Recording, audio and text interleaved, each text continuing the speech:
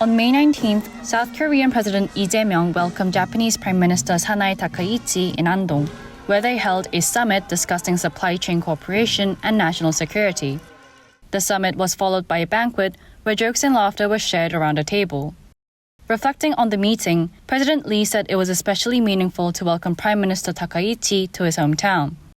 According to senior presidential spokesperson Kang Yoo-jung, President Lee also noted that the two leaders appeared to have developed a close personal bond after meeting 4 times in just 7 months. The spokesperson added that President Lee expressed hope for a closer relationship between the two countries based on trust and friendship. Lee also expressed hope that the dinner would serve as a starting point for deeper cooperation. He further emphasized that the two nations should become not close yet distant neighbors, but close and trusted partners, sharing a relationship built on mutual trust and solidarity. During a joint press appearance, the possibility of another summit was also mentioned. Prime Minister Takaichi jokingly suggested Japanese hot springs as the venue for the next meeting, drawing laughter from President Lee. Highlighting the friendly atmosphere, the two leaders also exchanged gifts. President Lee presented several gifts representing Korea and Andong, including the Hae mask and a traditional moon jar.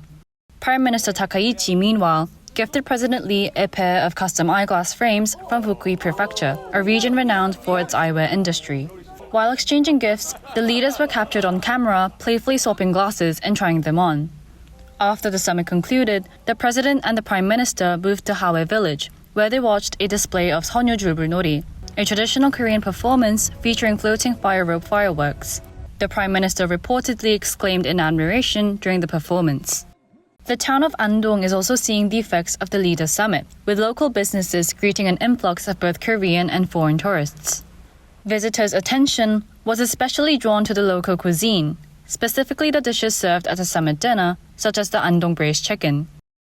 Reflecting this, many tourists were spotted in the Andong Market Jimtak Alley, where Koreans and foreigners together look for a good jimtak restaurant. Residents of Andong are hoping that the summit will serve as an opportunity to breathe new life into the sluggish local economy. The local industry had suffered a downturn following the massive wildfires that swept through the northern Gyeongsang province in March last year. One restaurant owner in Andong's famous Jimtak Alley said that they went through a very difficult period.